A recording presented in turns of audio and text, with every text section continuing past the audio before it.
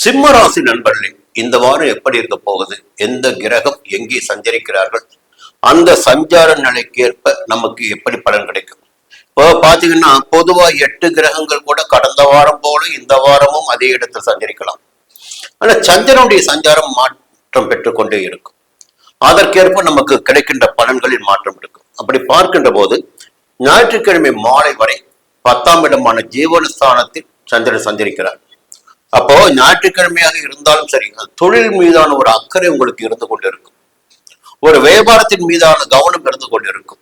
எப்படி பணம் சம்பாதிப்பது, எப்படி புதிய தொழில் தொடங்குவது, செய்து வருகின்ற தொழிலை எப்படி விரிவு செய்வது, இப்படி சிந்தனை ஓடிக்கிட்டு இருக்கும். இல்ல ஒரு வேலைக்காக முயற்சி செய்து கொண்டிருப்பவர்கள் நாளை யாரை பார்க்கலாம், என்ன செய்யலாம் என்ற திட்டமிடுதல் என்பது நிச்சயமாக இருக்கும். ஞாயிற்றுக்கிழமை மாலை தொடங்கி திங்கட்கிழமை செவ்வாய்க்கிழமை வருமானத்திற்குரிய நாட்களாக இருக்கும். நிம்மதியான நாட்களாக இருக்கும். சந்தோஷமான நாட்களாக இருக்கும். உத்தியோகத்தில் இருப்பவர்களுக்கு ஒரு நிம்மதி இருக்கும்.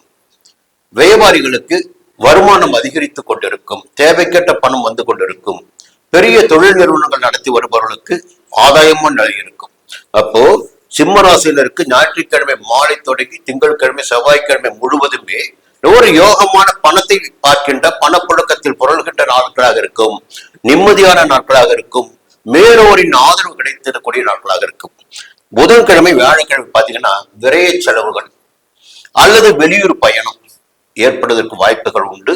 சிலருக்கு உடல்நிலையில் கூட சின்ன சின்ன பாதிப்புகள் ஏற்படலாம். வெள்ளிக்கிழமை சனிக்கிழமை அது மீண்டும் சரியாகும். உங்கள் விருப்பங்கள் பூர்த்தியாகும். பொதுவாக இந்த வாரம் என்பது சந்திரனுடைய சஞ்சாரம் உங்களுக்கு சாதகமாக